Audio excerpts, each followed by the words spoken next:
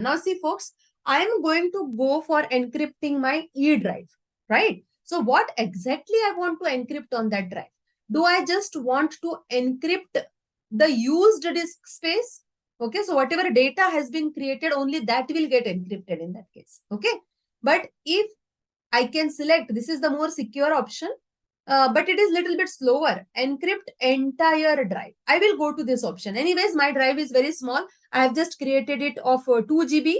I guess 5 GB's drive is that. Okay, it is very small in size. And second thing, it is not having much data inside it. It is just having that data folder. Okay, so it will not take much time. So I will select this, the secure option, more secure option as compared to the first one. Encrypt entire drive. So what will happen? The entire drive will get encrypted.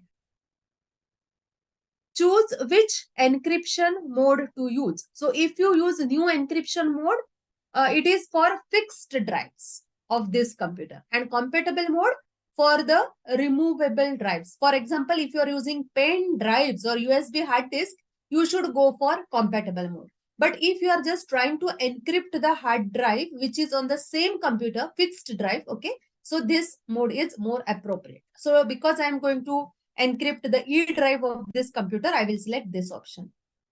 Next, are you ready to encrypt this drive? Yes. It is still encrypting. Let it be completed.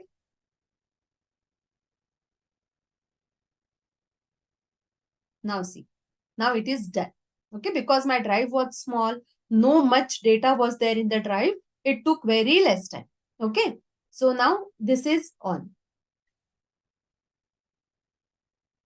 Now what I will do for this user, who has encrypted it, the recovery key is on the desktop itself.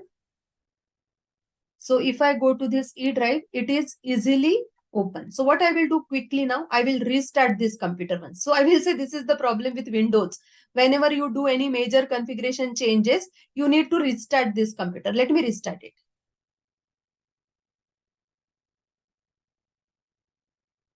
After the restart, all the settings will get applied.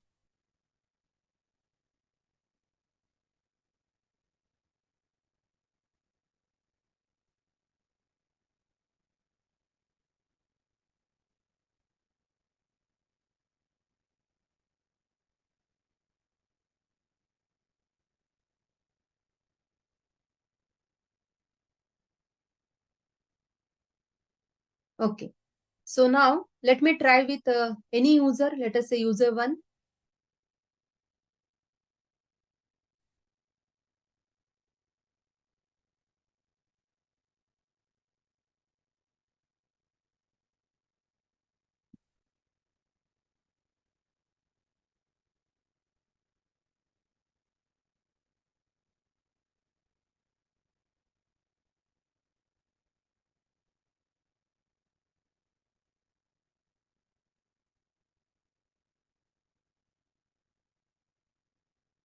Let me go to that drive.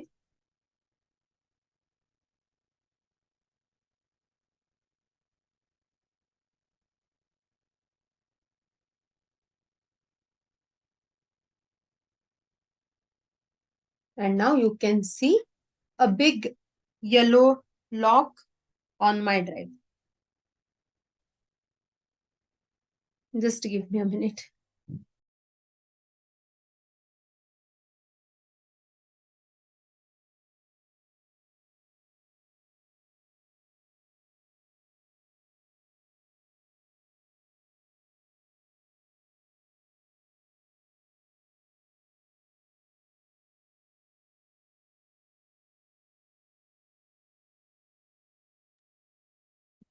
Okay. Now you can see there is a big yellow lock on my computer. And if now I have logged on with that user 1. Now if he double click on this, he has to provide the password. Now definitely this user does not have the password, right? Because he has not encrypted that drive. The owner of that computer maybe has encrypted that. Let me go to that IE user.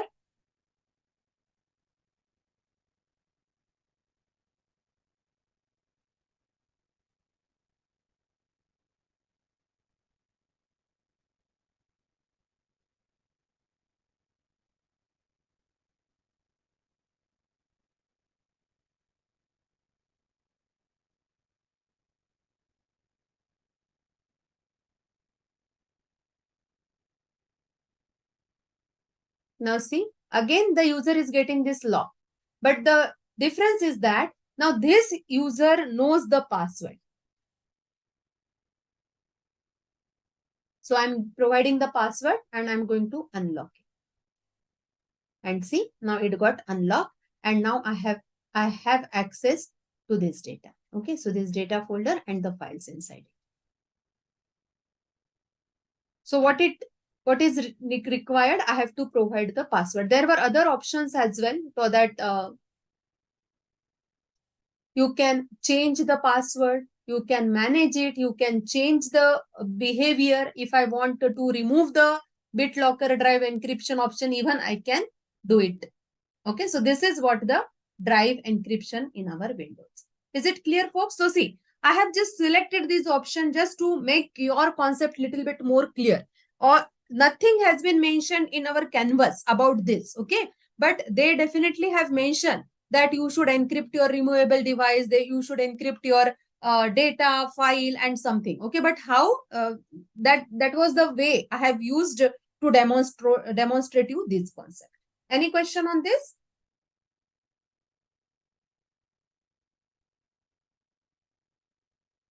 Okay. Now let us go back to your canvas then. And now we will talk about this cloud HSM and AWS KMS. Now what exactly this cloud HSM is? Okay. Now for the time being, let us try to relate this to something. Let us say you are having very expensive jewelry at your home and now you are going to go for vacation. Now, would it be safe you are keeping that jewelry at your home? Definitely not. Then what would you prefer? Would you keep it in the cupboard in the home or would you go for the bank locker? Definitely you would prefer bank locker. Again, you will check where the location of the bank is, where the bank is secure or not. Everything you are going to check, and then you are going to use that bank and the locker to store your expensive belongings, right? So this is what we usually do. Now, what about storing the sensitive digital key? Now, folks, this is something which is very funny, but yes, it is true that every organization has sensitive digital keys. Now, those digital keys, they are used for encryption and decryption. And maybe those are for encrypting and decrypting very crucial data. Now, every organization will face this issue where to keep these keys securely. I have seen lots of organizations, they are simply using notepad.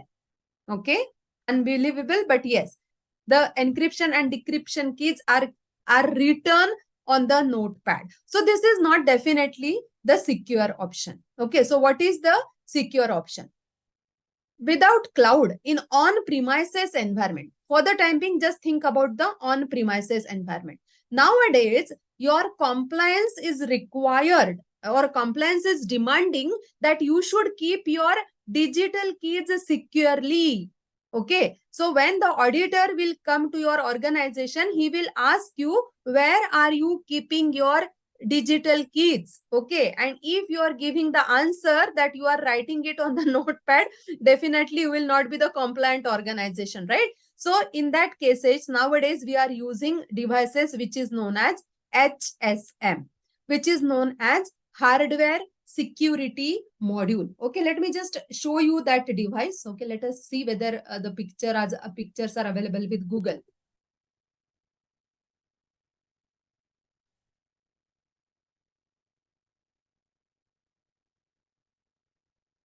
It stands for hardware security module. Okay, and if I go to images, so it will be something like this. Okay, the device will be something like this. So now you can store your sensitive encryption keys onto here. Okay, so what exactly this is? It is a device that provides extra security for your sensitive data. Now, this type of device is used to provision cryptographic keys for critical functions such as encryption, decryption, maybe authentication, hashing, and so forth. Okay, so this keys and the material is also can be provided or can be generated within the device itself. Second important thing I want to share with you that this is tamper resistant. Now these devices, if anyone tries, let us say, to tamper with this device, what will happen? It will automatically delete the keys stored onto it. If somebody is trying to tamper with it, the keys which are stored in this device will automatically will get deleted. So that is the extra layer of security you are getting. But now this is something which is used in on-premises environment. But now what is happening? Cloud organizations are moving to cloud. Now what if this is my on-premises organization and I'm having that HSM device, and now I'm having my EC2 instance in AWS. Now this EC2 instance is running some application, and those encryption decryption keys that encryption needs are stored in the HSM device. Now will it be feasible? Definitely not. Just give me a minute. I'm getting a call.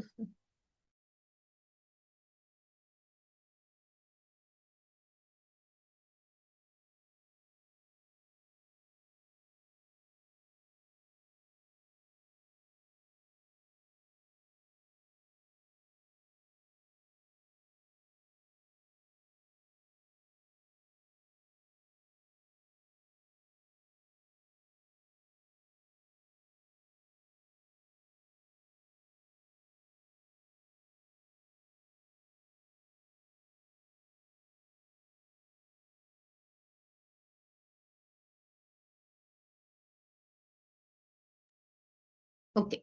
So you are having the EC2 instances, and those EC2 instances needs the cryptographic key. But now the cryptographic keys are stored in your on-premises environment. Definitely it is possible that the application can retrieve those keys. But what is the problem now? The network issue, right?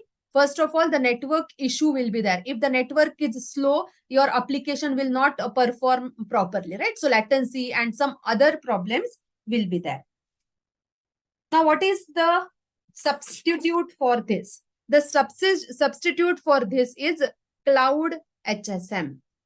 So definitely it is the hardware security module, but this hardware security module is in cloud. So folks, this is definitely the hardware device. This is the hardware device maintained by AWS now, but we will get it in the virtualized form. So definitely we cannot access the devices directly, right? So this will be the virtual form of that cloud device. Okay, so now let me go to the presentation first. Let us see what they are mentioning, and then we will come back to our explanation. So this cloud HSM is a cloud-based hardware security module. You can use cloud HSM to generate and use your own, to generate and use your own encryption key on the cloud. So now what will happen? First of all, this cloud HSM will reside in your VPC only. It will be inside your VPC in any subnet, maybe public subnet, private subnet, whatever. Probably it is most probably it has to be in private subnet only, because it is holding the security keys, right? So this will be inside your VPC, and now your applications which are running on your EC2 instance can directly access those keys from your HSM device.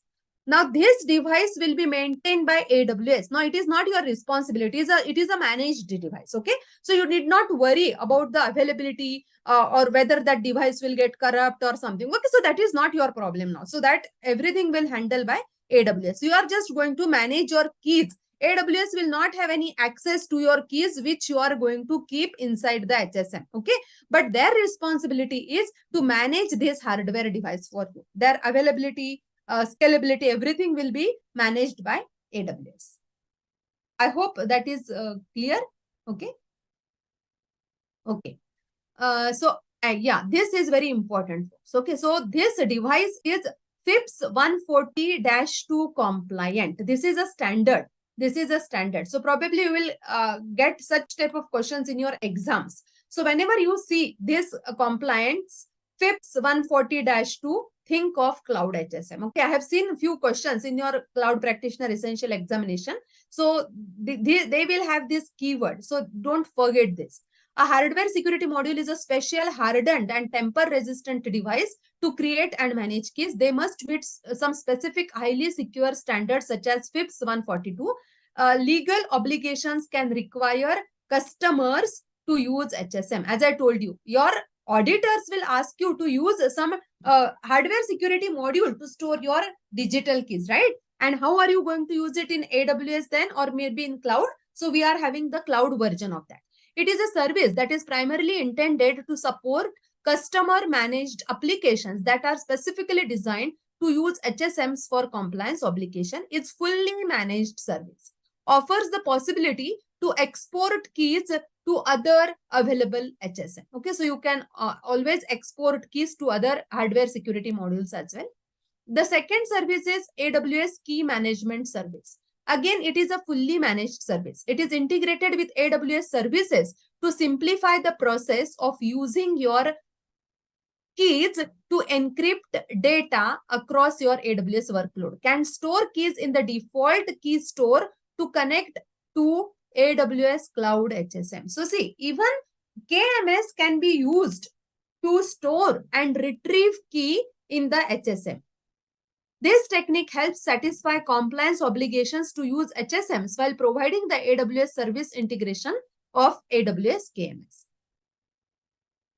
What do you mean by hashing? Now, I think we have already discussed this one, right? Data integrity means ensuring that the data remains accurate and consistent when it is stored or travels over a network. The data must not have been corrupted or tampered with.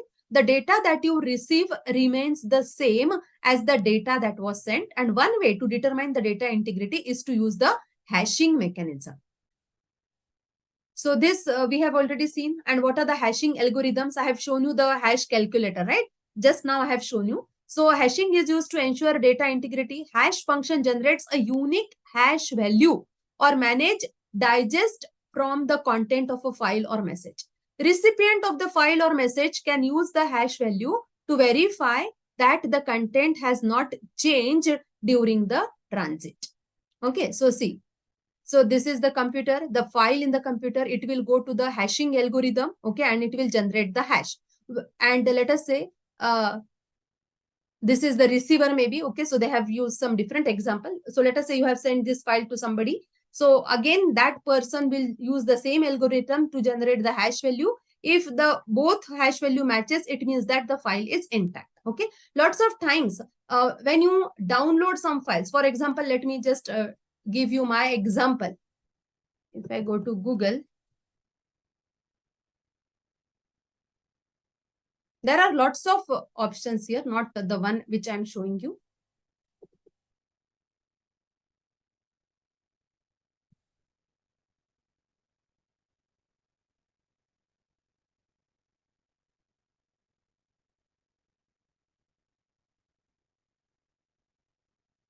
Okay, for example, I want to download, let us say, this Kali Linux from this offensive security website. So if you go to this,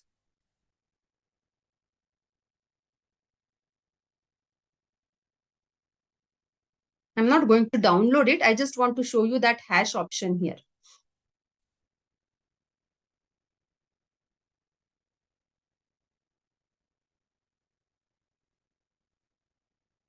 See, now this is something which is checksum. You got it? So this is hash. This is the hash value.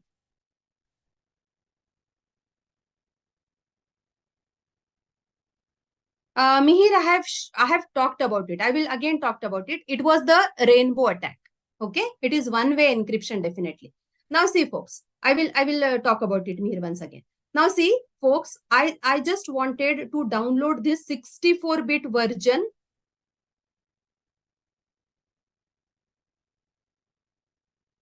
of the Kali Linux. So here, what is happening, you know, they are showing this hash value. So if you have downloaded, if let us say you have downloaded this, you are supposed to check whether it is the same operating system they are claiming or somebody has made some changes on it. Okay, how? You are just going to create the hash using the same hash algorithm.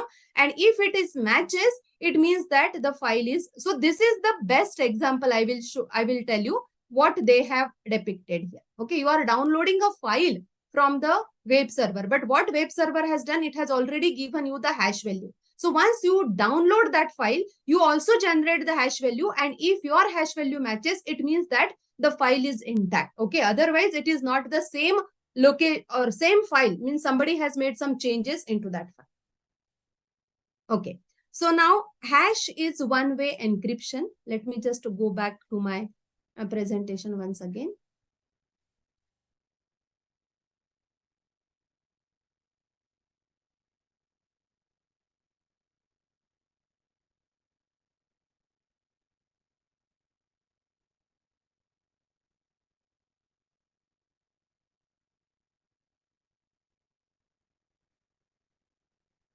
It is irreversible. It is not possible to generate the original file from the hash value. So that is what the hash is. But Mihir, what I was trying to tell you in that example, that hackers are using something which is known as rainbow table. Okay. Now, what do you mean by this rainbow table?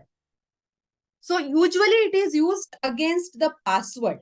Okay, so let me just take you to the same website again. For example, I had taken you to MD5 hash generator, right? So this was the website I have taken.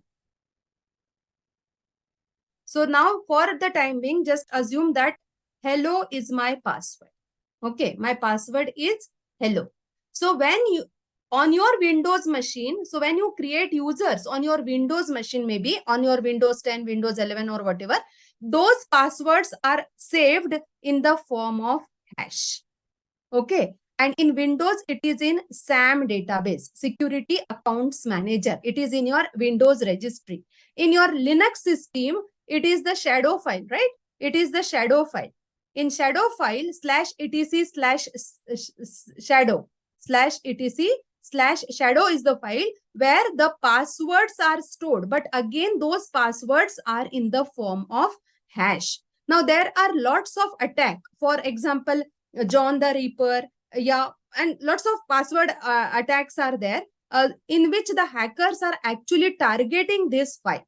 And let us assume that hacker is successful in getting that hash file, maybe in SAM in Windows, or maybe it is shadow in your Linux. Okay, so let us say the hacker is successful. So what the hacker will see? The hacker will just see the hashes. Okay, just the random characters, hashes will be there. Definitely the hacker cannot use this hash to log on, okay, using the username. So you will definitely see the username here and his password in hash form. So let us say this is user A1. So now this is the password. So the hacker cannot use this A1 and the hash value of the password to log on to the system. No, it is not possible. Now the hacker needs to find out the original password. But as we have already seen, it is irreversible. It is irreversible. It cannot be created. So here comes the rainbow table. In rainbow table, what these are, definitely you will get it on the darknet. Okay, so if don't go there on the darknet, but there you will see lots of files of this rainbow table. Here what the hackers are doing, they are just generating all the possible passwords using the keyboard, okay, of different length. And then they are creating the appropriate hash value of it using different algorithms. Maybe SHA1, maybe SHA256, maybe MD5 something. Okay, so now let us say this is my hello password. Okay, so this is the rainbow table. So in the rainbow table, hacker has used this as one word, which is the possible password maybe users are using. And this is the hash value in different algorithms, right? So now with this, what happens? Now let us say I want to generate the hash. And this is the hash value. It is in MD5 hash algorithm and it is in SHA1 hash algorithm. Okay, now this is again not a good website. Let me tell you, the name of the website is Crack Station. So probably you will not get access on some computers. Okay. So now this is actually using that rainbow table. So what I can do, I can just, let us say, copy this hash. Now let us say I am a hacker and I got this hash of password. Now what I can do, I can go to this website I can select this one and I want to crack the hash. Now, what happened beneath the scene, so it has gone through this rainbow table. It has gone through this rainbow table and it has found one match with it, with MD5. Okay. So that value will be exactly the same. And now the hacker is doing the reverse thing. Now, if the hash value is matching with this, then the password has to be hello. Is it clear me here now what is happening? Yes, Or ma'am. not? Okay. So see, so this is what, now see, I have seen certain, definitely not part of good way, maybe. Again, it is the dark way. So what these people are doing. So I don't have my account created over here. Okay. I don't have my account created on such website, but there is a business on the dark way. What these people are doing. So now let us say I'm a hacker. Okay. I'm a hacker and I have got the password hashes. Maybe the credit card number, debit card number, they are stored in form of hash. But now it will take a lot of time for me, right, to calculate the hash value of it, maybe. Okay, so the original value from it. So what the hackers can do, hackers can visit such websites.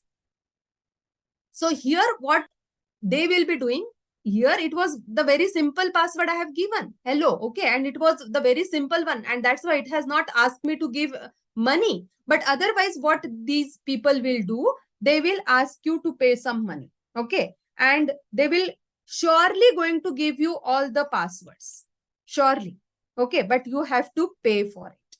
You have to pay for it. So because that hello was a very simple password, it has given me for free maybe, and it knows very well that nobody will be using such simple password anywhere. That is the reason it got it. But if at all, let us say I use some complex password. See, let me use some complex one.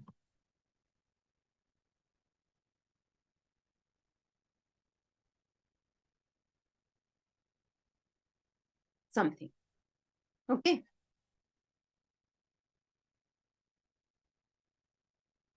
So now this is the hash value. Let me copy it. Let me go to crack station and let me paste it. Now, definitely it will not going to give it me for free. It will show me that it is not available. Okay, not found. I don't have my account here, but they will ask me to pay money and in return, they are going to give me the password. Okay, so this is what is happening on the dark web. Fine. So there comes the hashing. So there are two functions of hashing. First of all, hash is irreversible fixed length encryption. It is a number generated from a string of text, and hash is also known as message digest. The value which we get, that string is also known as message digest. Sometimes it is also known as thumbprint. Now, what are the functions of hash? It is fixed length. The input of the hash function is of arbitrary length. Now, see, my file is very big, maybe in megabytes or maybe gigabytes, whatever. Okay, it's not in gigabytes maybe, but it is a very large file. But the hash value will always be fixed as per the algorithm. It is irreversible. Unlike encryption, you cannot dehash a hashed message and get the original message. It is unique. No two hash values are same for two different pieces of data. Okay. So for example, my one word is hello. Okay. And other word is, let us say, hi. So the hash values will be totally different. So no two words or no two texts will have the same hash value. What are the applications? It is used for password storage and it is also used to check the data integrity. I think we have already seen this one. If time permits, I will even show you. I'm not assuring you, okay, because I need to make the setup. How the hackers are using that John the Ripper tool to target the shadow file and they crack the password. Okay, so let us keep it on hold. If possible, I will show you that attack as well. Okay, data integrity check. Hash is used to check integrity of the data where the data is stored or it is in transit. Limitations. Hash does not provide any assurance about originality of the data. Okay, it is just going to tell you whether it is integrated or not.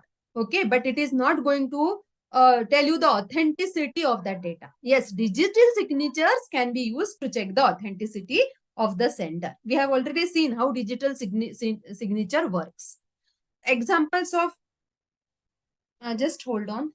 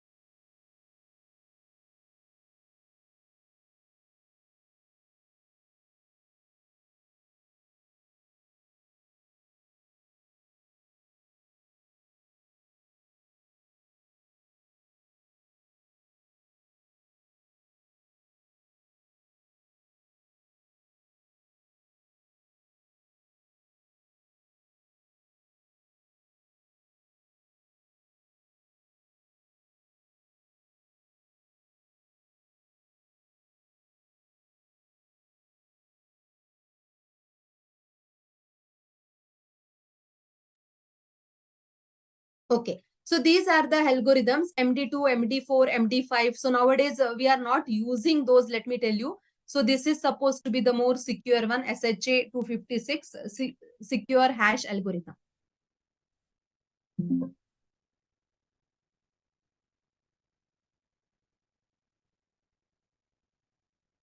Now comes permission.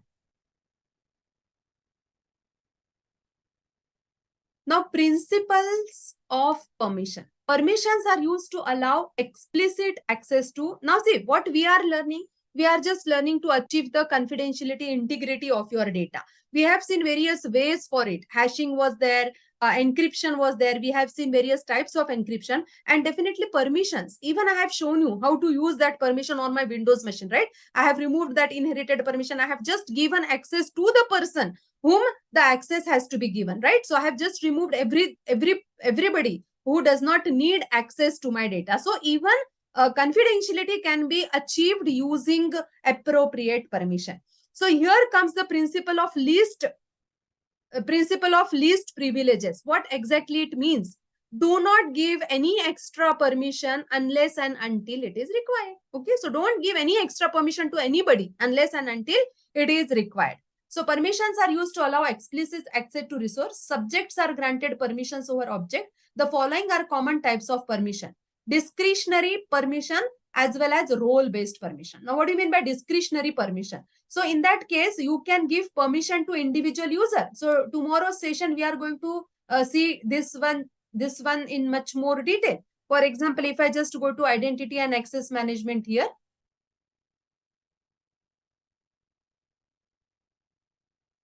there are users, right? So let us say there is one user, let us say this A1 user, and to this user, I have to give some permission. So I can click on this user, I can go to permission and I can give appropriate permission. Now see, this user is already having administrator access and EC2 full access maybe. So these are the permission. If at all I want to give some other permission, anyways, administrator access is the maximum permission I can give, but still you can add permission like this, right? So attach policies directly and you can see any permission. For example, I want to give permission for Alexa maybe, and this is how I can assign the permission. Now, this user is having 3 sets of permission: administrator access, Alexa for business, as well as EC2 full access. So this type of giving permission is known as discretionary permission. So it is not the recommended way. This is not the recommended way. Okay. You should not give permission individually to the users. So better options are either you add that user in some group. Now see, that user is already in dev group, and give permission to this dev group. That is one way. Otherwise, you can create roles. Okay. You can create role and you can assign permission to that role, and then you can attach that role to the user. Okay. So you can create role. Now let us say this is for any particular user maybe. So I will just select this account.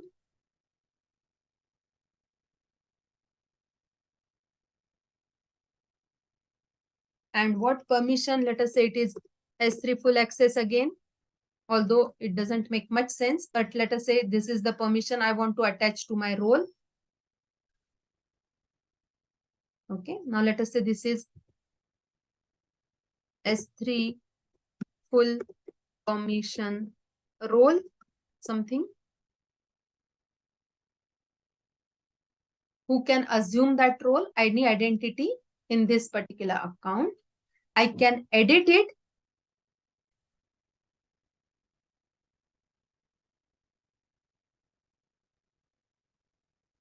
Am I audible, everybody?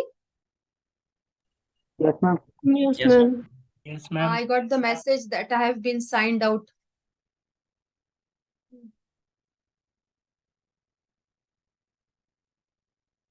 Okay, so I can give ARN of any particular user here. Now, right now, the principal, it is showing me my account. So, for example, now I can go to my identity and access management in other. Okay, don't worry if you're not getting this. Actually, it is the part of our tomorrow's session. I will be talking about it in much more detail because it is very important. So, I just want to give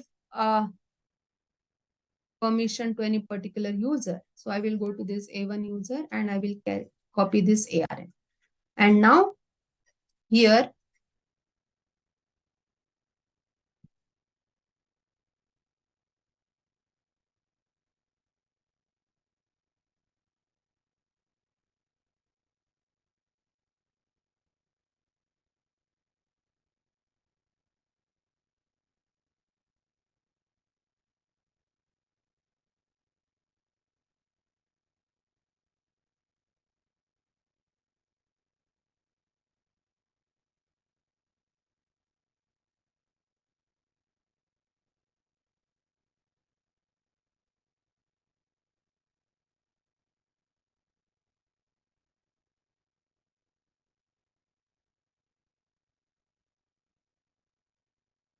okay, anyway, let me create this role.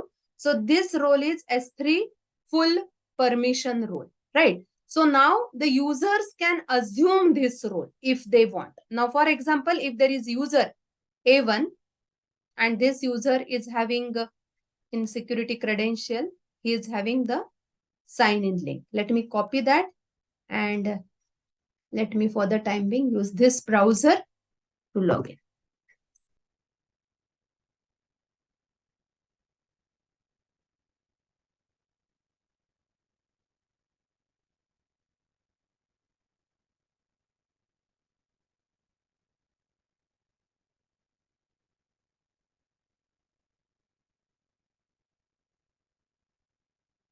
Okay, now this user has whatever permission this user is having. Okay, we are not going in that detail. I just want to show you how the user can assume that role. Now, on the top right corner, you can see this user is having this S3 full access role. Okay, so he can switch the role. Okay, and he can just select that role. Okay, so we will do it in our next session, not right now. But this is the preferred method. Role-based access should be the preferred method. So what is actually happening, here, if we are creating some role and we are assigning permission to this role. So unnecessarily, we are not giving permission to the user. If that user needs that permission, he can assume that role. Then that cap can be varied like this. Okay, so as soon as the user is having this role attached to him, he will have that permission. And once the role is removed, he will not get that permission. So it is the more secure way as compared to the discretionary method as I have shown.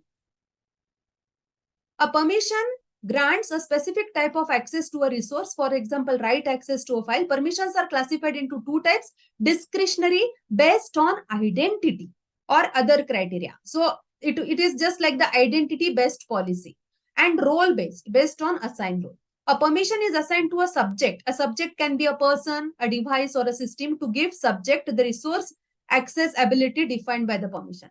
The diagrams in this slide illustrate how permissions give access to a server. Okay. Okay. So the diagram in this slide illustrates how permissions give access to a server and a database to user A and B. However, it forbids access to user C. So now Okay, I can't see this. Okay, so this user A is having the permission, user B is having the permission, but user C maybe does not have the permission. Discretionary access control. Decentralized access, it can be used using access control list or access control entries, auditing, as well as dynamic access control. So this is how we can assign the permission to individual user. Role base, I have just shown you. Okay, so you create a role and even the group is the preferred one, as I told you. So create a group, put users in that group and give permission to the group instead of giving it to individual users. So again, this is the role-based model, not the discretionary model.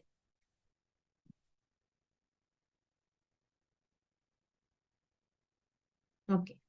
So what are the three types of encryption? What is hash function and what is access control list? We have not seen in much detail here.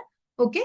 But yes, what is access control list? A document that defines a list of accesses or restrictions or both to resources for individual or group of user. In short, it is a policy which is defining. So just now on my Windows machine, I have shown you, right, that permission. So that is again the access control list in Windows. That's all. Encryption protects confidentiality of your data. Encryption includes three types: symmetric, asymmetric, as well as hybrid. Hybrid is widely used in internet communication protocols such as TLS, SSL protocol. Hashing protects the integrity of the data, and permissions define who can access a resource and how a resource can be accessed. Implement permission by using either access control list or role-based approach.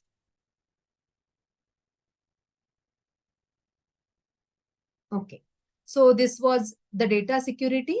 So I want you to go for, see, I have not elaborated the KMS yet. Okay, so it is a big topic. I'm going to give you the demonstration, how to use key management service, and in your lab somewhere, you are going to use, I think this is the lab. Here you are going to use the KMS. Okay, so I have not talked about it yet, but I will just explain that service to you and then we will perform this lab later on. Okay, first of all, I want you to go for this case. Let me see whether it is possible for you to answer these questions.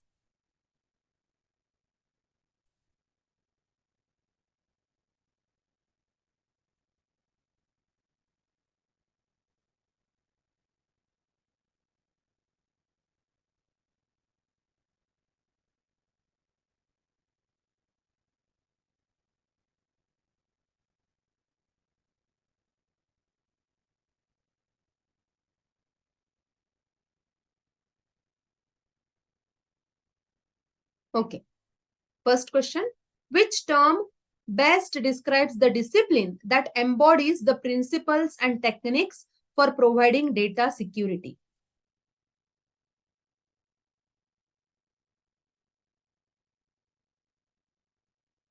Cryptography. Cryptography. Which of the following is an advantage of symmetric encryption?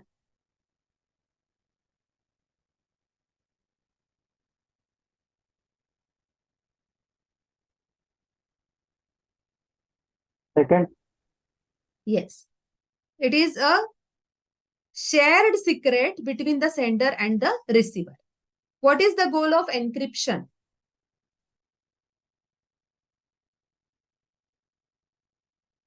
Fourth.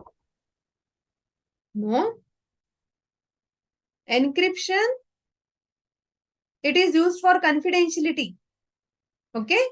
We encrypt the data so that only the authenticated person should be able to access it. So encryption gives you confidentiality. Which protocols use the hybrid encryption method as a mode of encryption? We have seen it today. Select two. SSL, TLS. And I'm TLS. third Very and good. last. Yes, yes. Secure socket layer and transport layer security. So folks, these questions are very important, especially if you're going for interviews. Okay, these are the basic questions. Nobody is going to ask you much more, I will say, deep questions in security. Okay, but at least high level questions will be there. And these are supposed to be the high level question. especially this one. Okay. So I'm very unhappy when I did not get the correct answer for this, because multiple times I was talking about this, that encryption is going to give you confidentiality, right? So these are very basic questions. Who possesses the private key to decrypt and asymmetrically encrypted message? Read it carefully and then give me the answer. Who possesses the private key? The sender or the receiver? Yes, Lucky is right. It is the recipient. Because what the sender is doing? Sender is using recipient's public key to encrypt the data, and the recipient is using his private key to decrypt the data. Very good. Okay. That's all. Okay, folks. So shall I cover KMS today or shall we do it in tomorrow's session, Key Management Service?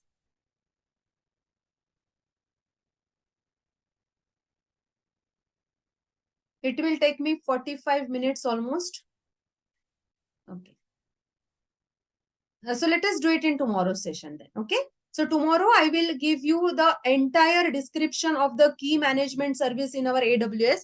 Not only that, I will show you the demonstration so that you will be able to understand what exactly this service is. So today we have seen lots of other options, right? So I have shown you Windows, I have shown you Crypt tool, I have shown you hashing, etc., etc. But how to use it in cloud? How to use it in our AWS cloud? There comes our key management service. So that we are going to see in our tomorrow session.